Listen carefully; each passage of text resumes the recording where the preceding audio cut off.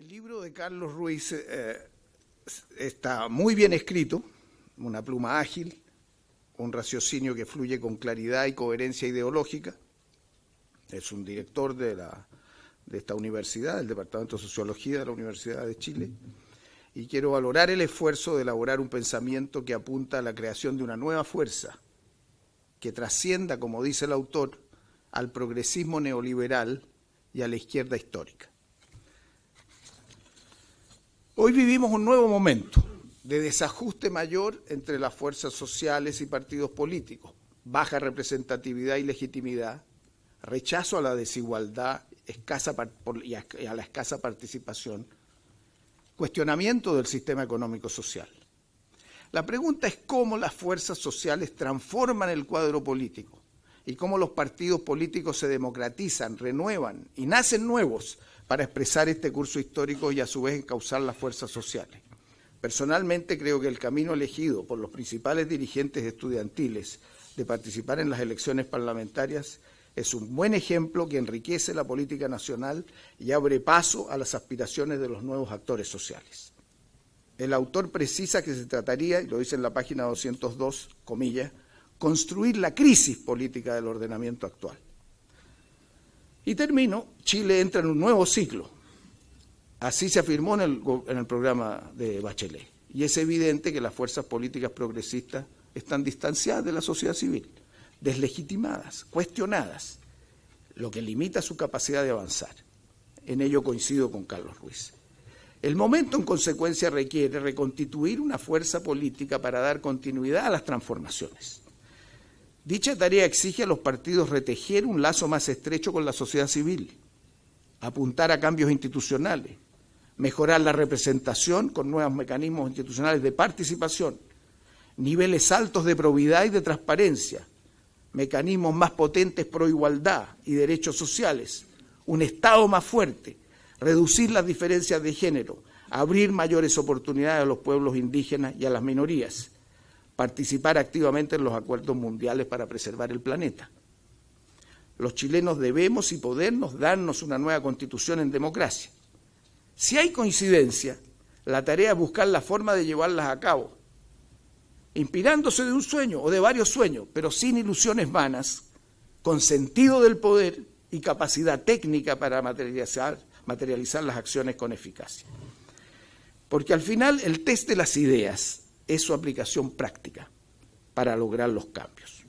La prueba de las ideas está en los resultados.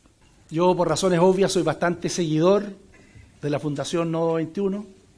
Somos parte de un cierto club, el Club de los Centros de Estudio, y por eso es que acepté gustosamente esta invitación. Si yo me voy a vivienda, otra necesidad humana básica, Venezuela y Argentina están, es decir, lejísimos de lo que es el Chile de hoy. Si me voy a la esperanza de vida al nacer, un criterio de justicia social fundamental, de nuevo, Chile está en el ranking mundial de ciento y tantos países, 140 países, en el puesto 28, Venezuela en el 55, Argentina en el 53. Si ustedes se fijan hoy, hay otros movimientos sociales. El ejemplo más claro, el 2014, son los padres y apoderados que salieron a defender los colegios particulares subvencionados. Es un movimiento social. O los movimientos que están hoy día movilizados por distintas causas. Eso es. La crítica, la focalización es, ¿saben, señores? Me da lo mismo. Yo no soy partidario de darle más a los pobres, darle un poquito menos a la clase media y no darle nada a los sectores de más alto ingreso. Eso es traducir, es negarle al Estado, lo cual me parece contradictorio con todo lo que es el diagnóstico que está en el libro. Estamos muy cerca de las elecciones en octubre del 2016 municipales y posteriormente elecciones en octubre del 2017.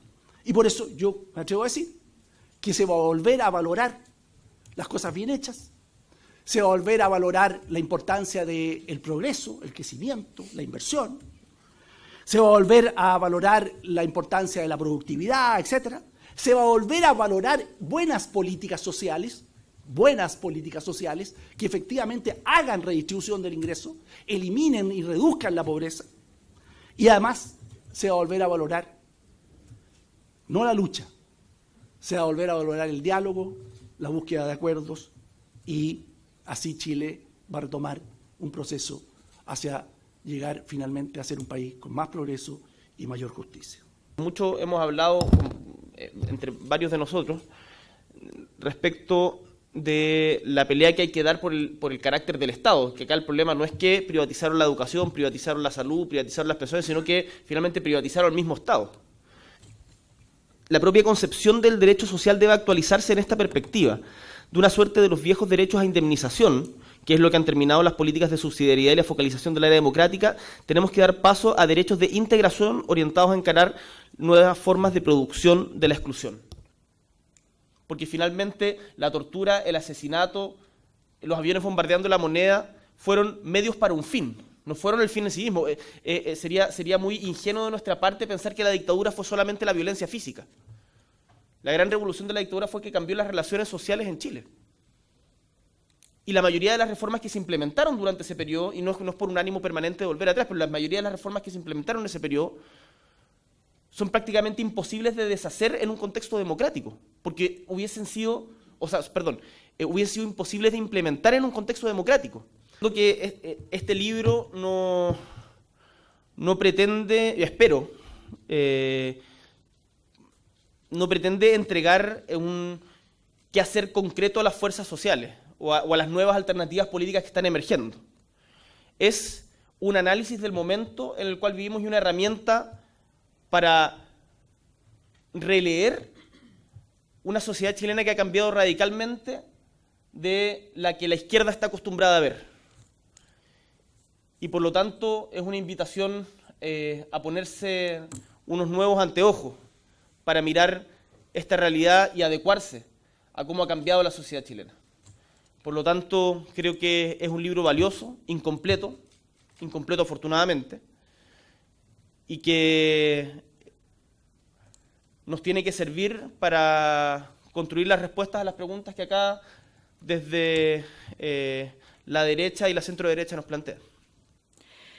Por eso que creo que el primer logro de este libro se asoma en su introducción, donde Carlos Ruiz dice: la profunda reestructuración de la sociedad chilena perpetrada por la dictadura cobijó una de las transformaciones sociales más profundas y abruptas de la historia chilena. Cierre de comillas. Esto es precisamente lo que a las fuerzas de izquierda de Chile más les ha costado asumir. Que en los 17 años de dictadura, los civiles del régimen, amparados en la fuerza y en las armas de los militares, y de un sistema que ya no protegía a sus ciudadanos, sino que consagró la impunidad para el abuso y la instauración sin contrapeso del poder económico en expansión, logró llevar a cabo una verdadera revolución. Y yo creo que asumir eso es un gran paso. Y yo lo saludo. Porque esa fue una revolución. Claro, no se habría podido hacer sin dictadura, pero se hizo. Y hay que asumirla. Porque muchos de los efectos que recorren este libro son parte de que se hizo una revolución. Si se hizo así, de esa manera tan brutal, fue porque antes hubo un estudio, hubo una definición política, y por lo tanto por eso la echo de menos en el libro, que decidió que para exterminar el mayor peligro con que identificaron los autoritarios para consolidar su revolución era no dejar espacio a la educación de buena calidad para los sectores pobres y de clase media, precisamente allí de donde surgen los individuos con pensamiento diverso y crítico, independiente y con algo que no se vende en ninguna parte más que allí, dignidad. Solo así se entiende mejor el hecho de que no haya habido hasta el día de hoy una conceptualización, un estudio de aquello, que no hubiera habido una rápida intervención de las fuerzas democráticas una vez que se puso término a la dictadura para hacer viable la recuperación de la educación laica y estatal. Porque eso era lo urgente, lo necesario. Y lo que ocurrió fue todo lo contrario. La expansión sin límite del negocio privado de la educación y la consolidación de su desarrollo con financiamiento estatal. Allí está el escandaloso balance del CAE, de la ley de donaciones y de los múltiples subsidios que se le entregaron a establecimientos privados que entregaron y entregan educación de muy dudosa calidad. En la víspera de la democracia se logró un acuerdo entre la concertación y la derecha, en que la derecha previa llegó a ese acuerdo con un balance ya hecho. Las transformaciones económicas del país nos corresponden a nosotros. Las violaciones a los derechos humanos a los militares. Y nosotros lo aceptamos, la sociedad lo aceptó. Eso fue un grave error, gravísimo. Porque si no, no se entiende por qué uno de los primeros compromisos fue no investigar las privatizaciones.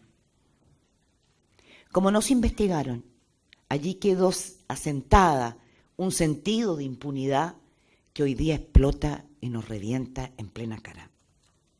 Desconoce el peso que tuvo en esa asfixia del movimiento estudiantil, las enormes ganancias que se obtienen aún, y entonces eran más, del lucro en colegios subvencionados, universidades, institutos profesionales y CFT, y de cuán extendida estaba ya esa práctica para entonces en todos los sectores políticos que también profitaron. Sin mencionar cómo políticos de todos los colores han capturado los fondos destinados a las escuelas municipales a través de las alcaldías, a través de los consejos, de las corporaciones, sin que la Contraloría ni ningún poder estatal puedan mermar, acotar o sancionar ese robo que afecta a los más vulnerables. Los métodos de cooptación se repiten. ¿Se acuerdan que antes, en dictadura, los empresarios les abrieron las puertas de sus directorios y salones a los militares de alto rango? Fue para convencerlos, por ejemplo, a los más inteligentes de ellos o los más preparados, de renunciar a defender el listado de empresas estratégicas que no se podían privatizar. Y así llevaron a cabo la privatización salvaje. Bueno, ahora se hace con otro tipo de cooptación. Se abren los directorios a otros civiles, a aquellos civiles que eran opositores y que hoy día están en el gobierno. Por eso me gusta este libro. Por eso invito a leerlo. Porque aquí hay muchos jóvenes. Si queremos vivir en un mundo mejor, hay que estudiar. Y lo primero es cómo funciona el sistema.